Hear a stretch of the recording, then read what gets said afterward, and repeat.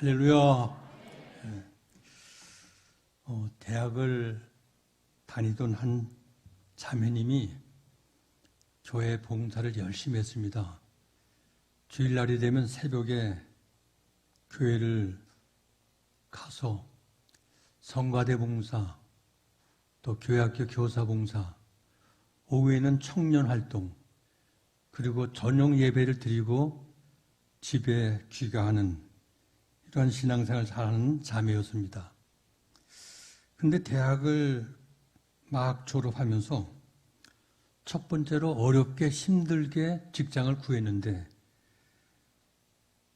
들어간 그 직장에서 주일날 출근해서 근무를 하라는 이러한 정말 예측도 못했던 이런 상황을 맞이하게 되었습니다. 이 자매가 갈등이 시작됐어요. 교회냐 직장이냐.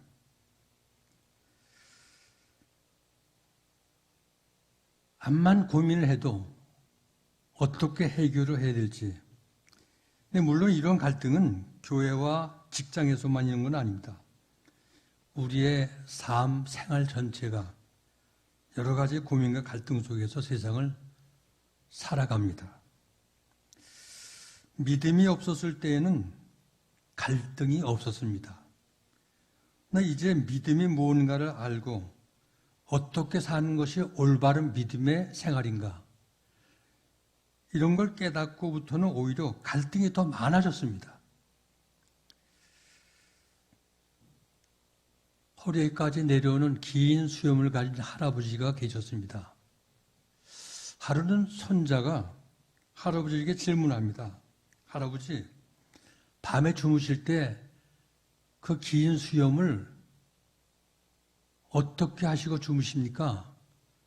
이불 바깥에 내놓고 주무십니까? 아니면 이불 안으로 긴 수염을 넣으시고 주무십니까?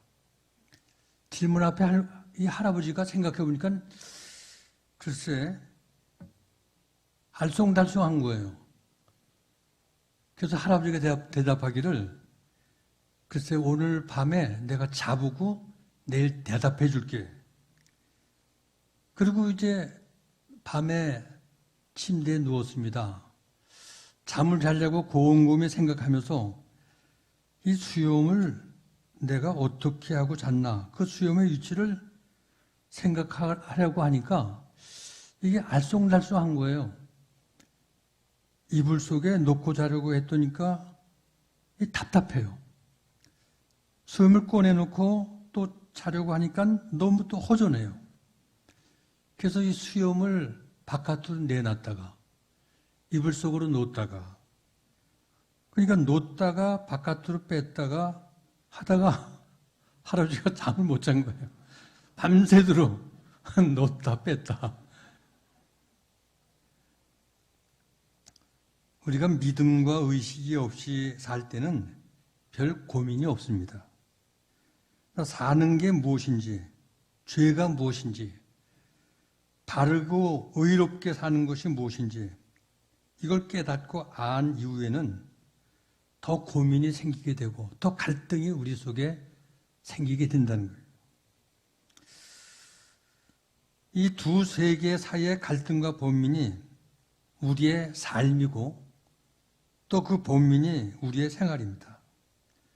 여러분들은 인생의 갈림길에서 여러분들은 어떻게 이 갈등 문제를 해결하시고 또 여러 가지 번민하는 문제를 어떻게 때로 결단을 하고 살고 있으신지요? 제가 1993년도에 미국의 샌프란시스코 신학대학원에서 공부 2년을 마치고 졸업을 했어요. 그리고 졸업 여행 기념으로 가족과 함께 캐나다에 있는 로키산을 갔습니다. 저희 아내와 딸 에스더와. 그 산이 굉장히 아름다워요. 근데 그 로키산에서 흘러내려오는 냇물이 이렇게 둘로 갈라지더라고요. 근데 안 여우냐 하는 말이, 이 왼쪽으로 흐르는 물은 바로 태평양으로 들어간다는 거예요. 오른쪽으로 흐르는 물은 대서양으로 들어간다는 거예요. 그게 바로 갈림길에서 이 물이 왼쪽, 오른쪽으로 흘러 들어가는 거예요. 참 물이 깨끗한데. 그래서 이 태평양 바다로 들어가는 물과 대서양 바다로 들어가는 물이 거기서 왼쪽이냐 오른쪽이냐 그 갈림길에서 이 판가름이 되는 거예요. 어떻게 한 시냇물이 이렇게 갈라지면서 상반된 태평양이 될 수 있고 대서양물이 될 수 있나? 아마 이것을 통해서 이 선택하는 문제가 우리 인생에 얼마나 중요한 것인가 깨닫게 하는 이런 의미가 아닌가. 그래서 우리가 인생을 살면서 왼쪽으로 갈 것인가 아니면 오른쪽으로 갈 것인가 이렇게 선택하는 문제들이 얼마나 많이 있습니까? 우리가 종교를 가질 때에도 기독교를 믿을까 불교를 믿을까 이게 얼마나 중요합니까? 또 직업과 결혼에 있어서도 어떤 직업과 어떤 배우자를 내가 선택하느냐에 따라서 그 인생의 삶과 질이 달라질 수가 있습니다. 선택을 잘해서 새로운 삶과 축복받은 삶으로 생활하는 사람이 있는가 하면 이 선택을 잘못해서 평생을 후회를 하면서 불행한 인생을 살아가는 사람들도 얼마나 많은지 몰라요. 인생은 선택의 연속입니다. 우리는 선택에 따라서 행복해질 수도 있지만 때로는 불행하게 되기도 합니다. 선택을 잘해서 성공한 인생이 될 수도 있지만 선택을 잘못해서 실패하는 인생도 될 수가 있다는 겁니다. 우리가 창세기를 볼 것 같으면 아브라함은 선택을 잘해서 약속된 하나님의 축복을 받고 살았습니다. 근데 조카 롯은 선택을 잘못해서 소돔 고모라 성 유황불로 다 불타버리고 소금 기둥이 되는 불행을 만나게 되었죠. 그러므로 여러분들은 선택을 잘 하셔서 행복한 승리하는 인생의 삶을 살아가시길 바랍니다. 오늘 본 말씀에 보면 모세는 어떻게 위대한 삶을 살 수가 있었습니까? 모세가 위대한 삶을 살 수 있었던 중요한 요인은 바로 선택과 결단을 바르게 했기 때문입니다.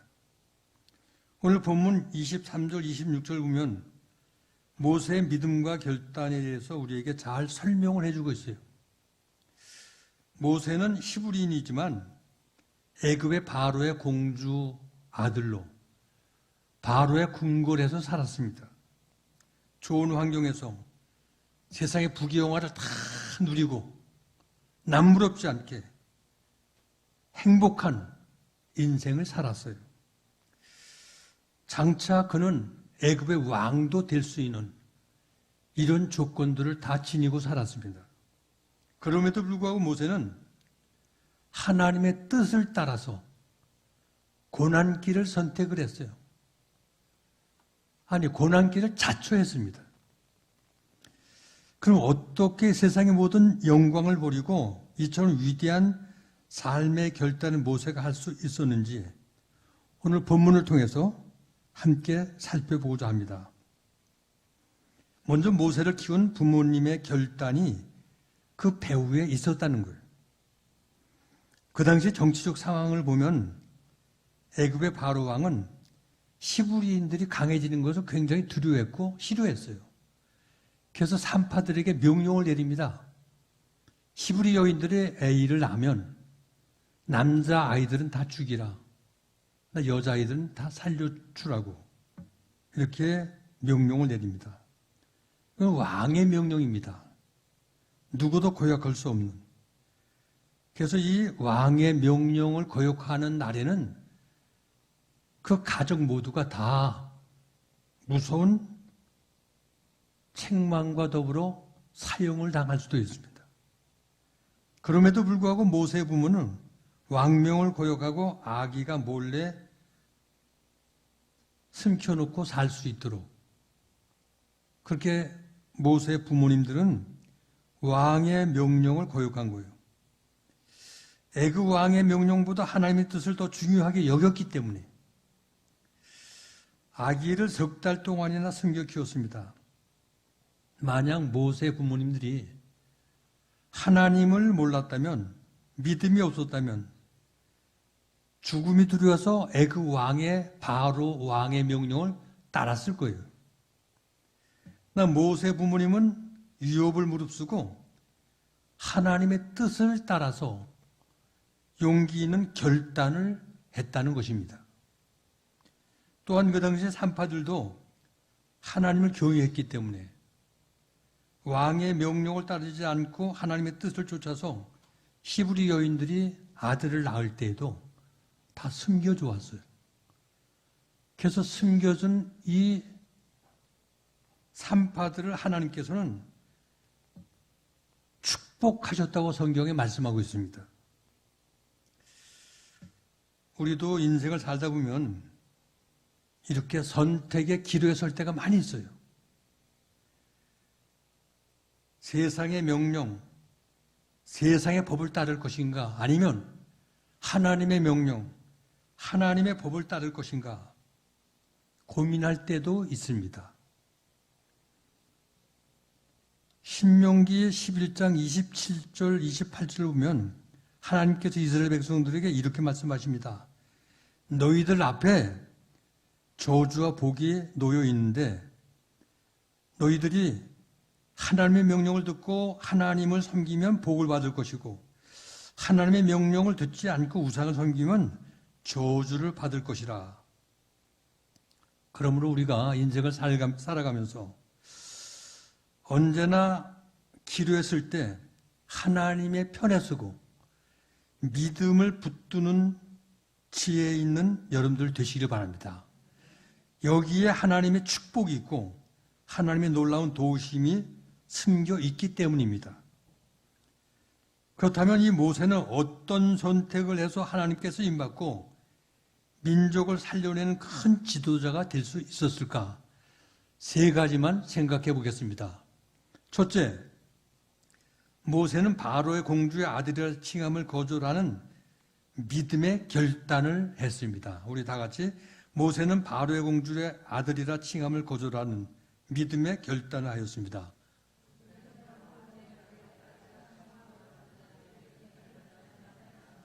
예. 바로의 공주의 아들이라 칭함을 거절하는 그 보통 결단이 아니에요. 대단한 결단입니다. 그래서 본문 24절 보면 믿음으로 모세는 장성하여 바로의 공주의 아들이라 칭함을 거절하고 여기 거절하고 모세의 믿음은 거절하고 버릴 줄로 아는 믿음의 결단. 이게 모세가 모세되는 훌륭한 선택의 결단입니다. 모세 부모는 모세를 3달 동안 숨겨 키웠습니다. 근데 더 이상 키울 수가 없었어요. 아기의 울음소리가 커지죠. 그 울음소리가 밖에까지 들리죠.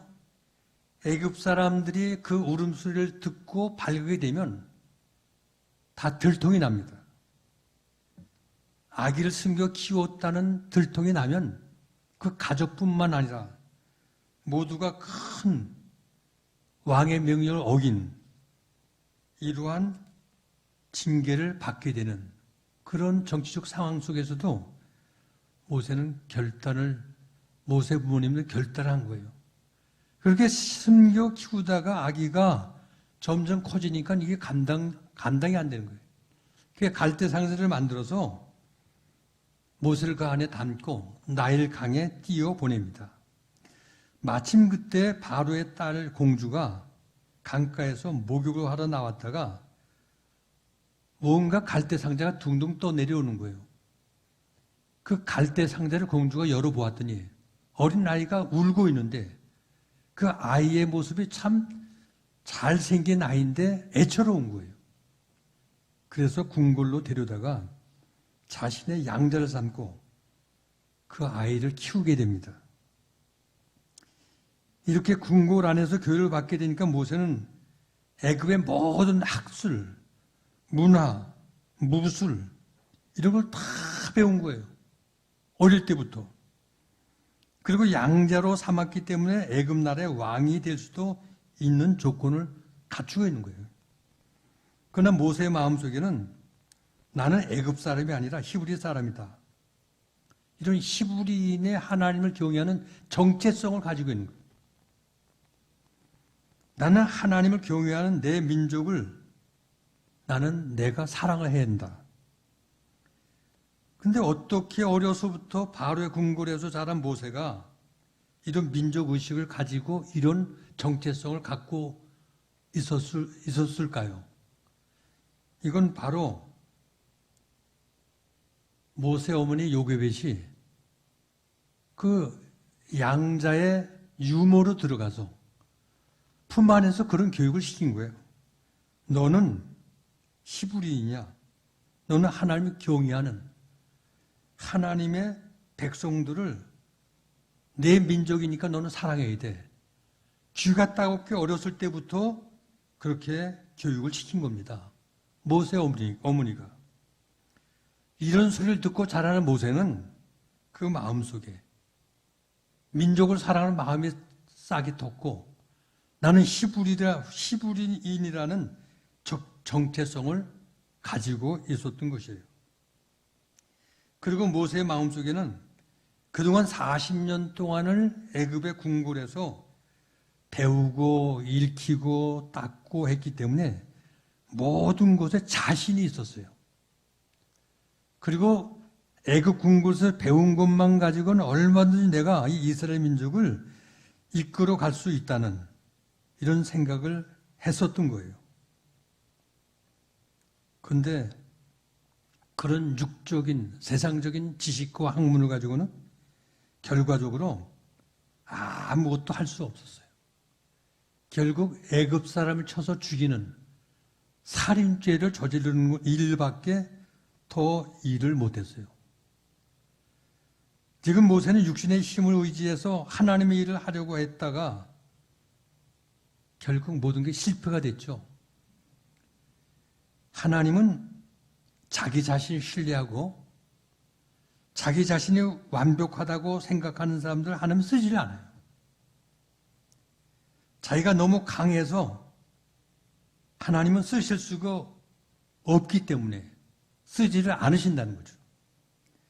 그래서 하나님 모세를 광야 학교로 내몰았습니다. 그리고 40년 동안을 광야에서 훈련을 시켜요. 자아가 완전히 깨어질 때까지 미디안 광야에서 40년이 지난 이후에 하나님께서 모세를 부르십니다. 우리가 출애굽기 3장을 볼 것 같으면 하나님이 부른 그 모세의 심정이 거기 나와요. 모세를 부르시죠. 그때 하나님 앞에 선 모세는 하나님, 나는 입이 둔해서 난 갈 수가 없습니다. 하나님의 일을 감당할 수 없습니다. 계속 사양하고 계속 거부를 하죠. 나는 무능합니다. 할 수 없습니다. 고백을 하죠. 근데 무능하고 난 할 수 없다는 이 모세를 하나님은 붙들어 쓰십니다.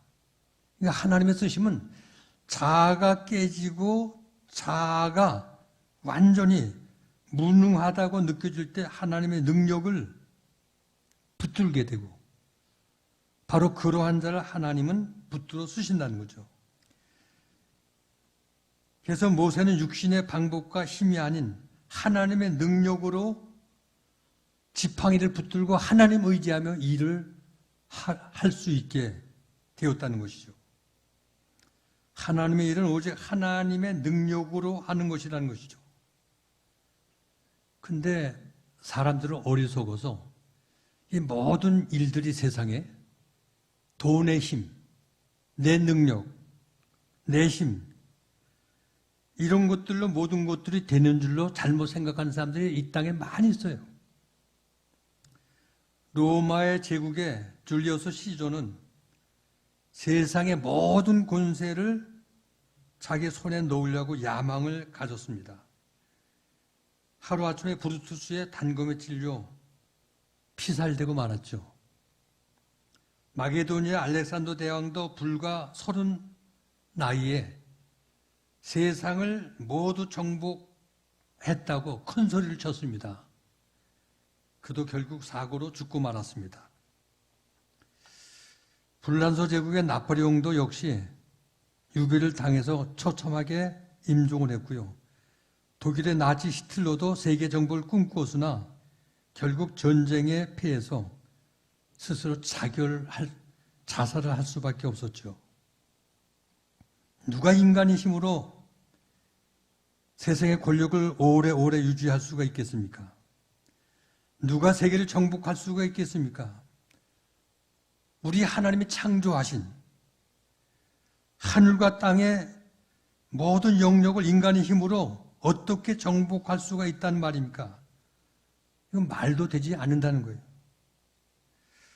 하나님이 창조한 이 우주 세계를 인간이 정복하겠다는 것은 다 하나같이 하나님의 심판을 받았다는 거예요. 그래서 결국 비참하게 죽기도 하고 병들기도 하고 사고가 났습니다. 계속 재산도 권력도 권세도 모두 하나님의 것이기 때문에 하나님께서 허락하셔야 우리가 얻을 수 있는 것이지, 하나님 없이 내가 모든 걸 할 수 있다는 것, 이건 하나님께 대한 반항입니다. 그래서 모세는 세상의 권력을 다 버리고 하나님의 뜻을 따라 미디안 광야로 가서 결국 훈련받고 하나님께 붙들림 받아 하나님의 일을 크게 이루는 지도자가 된 것을 믿으시기 바랍니다. 두 번째, 모세는 죄악의 낙을 누리는 것보다 하나님의 백성과 고난받기를 더 좋아했습니다. 본문 25절 보면 도리어 하나님의 백성과 함께 고난받기를 잠시 죄악의 낙을 누리는 것보다 더 좋아하고, 만일 모세가 민족의식을 갖지 않았다면,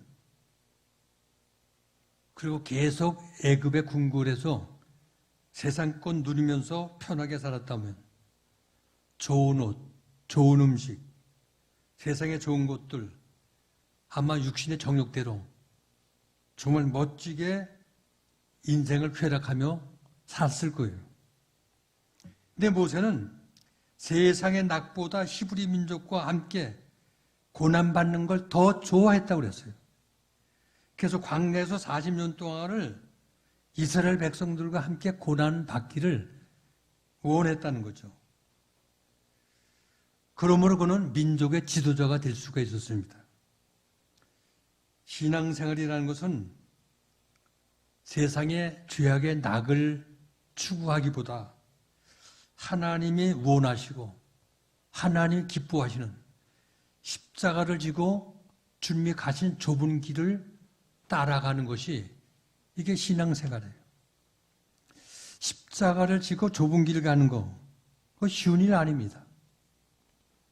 아침에 늦잠 자지 않고 새벽 기도하는 거 쉬운 일이 아닙니다. 피곤한데 잠을 자지 않고 철야기도 하는 거 쉬운 일이 아닙니다. 내가 필요한 것 생활에 궁핍한데도 쓰지 않고 하나님께 헌금하는 것 쉬운 일이 아닙니다. 아무튼 세상 사람과 같이 하고 싶은 일을 하지 않고 절제하는 것 얼마나 힘듭니까? 하나님의 뜻과 하나님의 말씀을 지키기 위해서 때로 손해도 보고 지탄도 받고 원망을 들으면서 고난의 길을 가는 것, 이게 보통 힘든 일이 아니에요.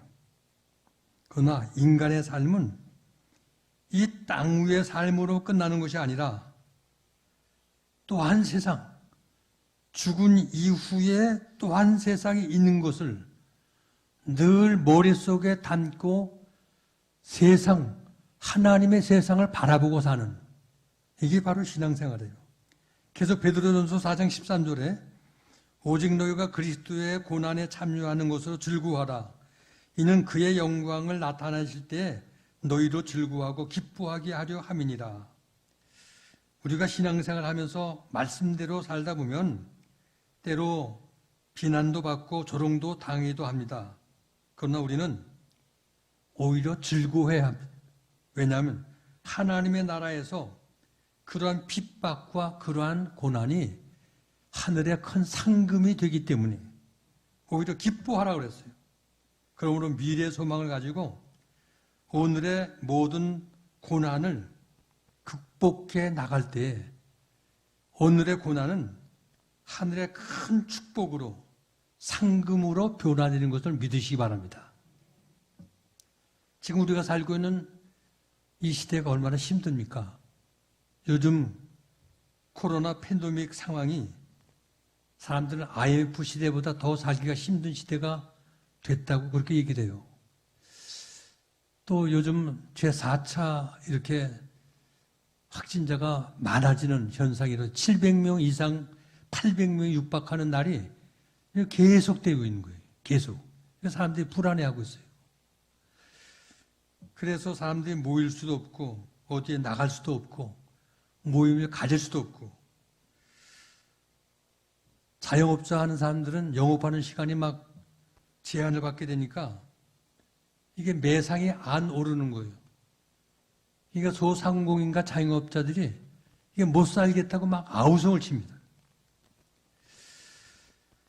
그런데다 코로나 확진자가 또 교회에서 생겨지는 거예요. 그러니까 교회에 소그룹 모임을 못 모이게 하고 또 예배까지 제한하게 되니까 일부 교회들은 정부에 대립을 하면서 막 갈등을 빚어내기도 합니다. 참 어려운 때예요.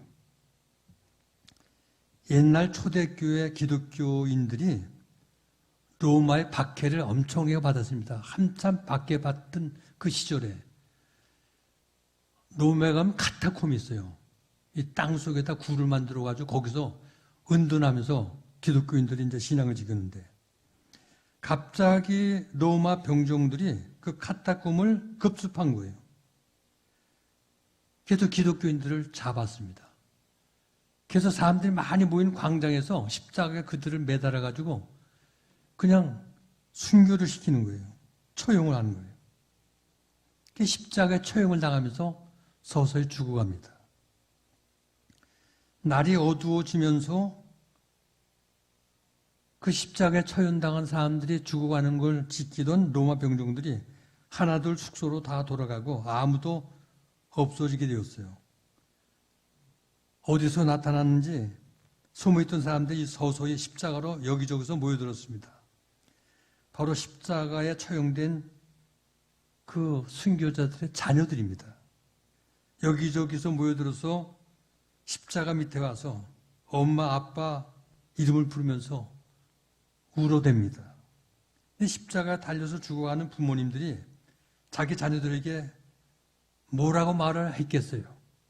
보통 사람 같으면 얘야 빨리 도망가라. 나처럼 여기 있다간 붙들려서 또 처형당한다. 빨리 도망가. 보통 사람은 그렇게 말했을 거예요. 근데 그들은 그렇게 얘기를 하지 않았습니다. 그렇게 얘기한 사람이 한 사람도 없었습니다. 오히려 이렇게 말합니다. 얘들아, 무슨 일이 있어도 예수 믿는 것을 포기하면 안 된다. 비록 나는 여기서 죽지만 나는 천국으로 간다. 훗날 우리 모두 천국에서 만나자. 부모님들이 자신 십자가에 달려 죽어가면서도 이렇게 아름다운 믿음의 유산을 자녀들에게 남겨줄 때 그 자녀들이 예수 잘 믿고 또 그 자녀들이 계속 계승되어서 이 기독교가 세계적인 종교가 되었고 또 오늘 우리까지도 이렇게 예수를 믿고 신앙생활을 하게 된 것입니다. 우리는 고난당할 때 불평을 해서는 안 됩니다. 어렵고 힘들다고 원망해서도 안 됩니다. 특히 자녀들 앞에서 믿음을 지켜야지 신앙을 저버리면 안 됩니다. 그러므로 아무리 힘들고 어려워도 하나님 앞에 기도하면서 참고 인내하며 살아야 합니다. 그럴 때 하나님의 약속은 이루어지고 고난이 바뀌어서 축복이 되는 줄로 믿으시기 바랍니다. 마지막 세 번째, 모세는 애굽의 모든 보화보다 상주심을 바라보는 결단을 했습니다. 오늘 본문 26절 보면 그리스도를 위하여 받는 능력을 애굽의 모든 보화보다 더 큰 재물로 여겼으니 이는 상주심을 바라봄입니다. 하나님은 우리에게 상주신 하나님이십니다. 모세는 애굽의 모든 보화보다도 하나님께서 주시는 보화, 하나님의 상을 바라보았어요. 당장 눈앞에 보이는 것보다도 보이지 않는 하나님의 약속, 상 주신 하나님을 바라보았다는 거예요. 어떻게 하면 우리도 이러한 모세의 신앙을 본받을 수 있을까요? 욥기서 22장 24절부터 25절 보면 내 보배를 진토에 버리고 오빌의 금을 강가에 돌에 버리라. 그리하면 전능자가 내 보배가 되시며 내게 귀한 은이 되시리니 이 세상의 은과 금 대신에 하나님을 선택하고 세상 욕망을 버리고 주님 앞에 헌신하면 하나님께서 세상 것보다 더 좋은 곳으로 하늘의 것을 우리에게 허락해 주신다는 약속입니다. 그러니까 우리의 가치관이 이 땅에 있는 것이 아니라 하늘의 것을 바라보고 보이진 않지만 하나님의 것을 더 귀하게 여길 때 우리 하나님께서 우리에게 감당할 수 없는 놀라운 축복으로 함께 하겠다는 약속이에요. 사람들은 이 땅에다 무언가를 쌓아놓고 남보다 더 많이 이 땅에 무언가를 이루어 놓기를 사람들은 원합니다.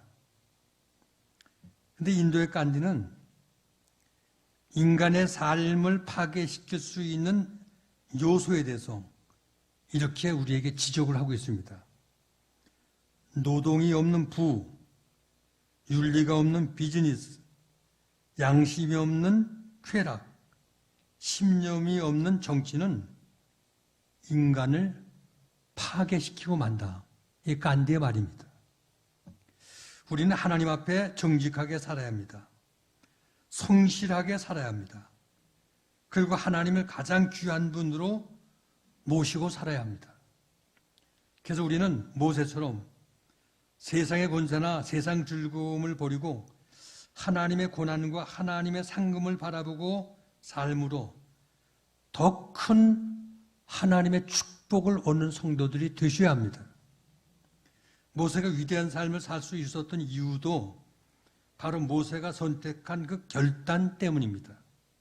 그래서 민족 구원의 역사가 이루어졌고 그는 역사적인 큰 인물이 되었던 것입니다. 이처럼 모세의 위대한 삶은 바로 그의 버리는 결단, 바로 믿음의 결단. 여러분들도 결단 있는 믿음을 간직할 수 있기를 바랍니다. 세상적이고 정력적인 결단이 아니라 하나님 앞에서의 결단을 하시기 바랍니다. 하나님의 기쁘신 뜻이 무엇인가? 하나님께서 원하시는 것이 무엇인가?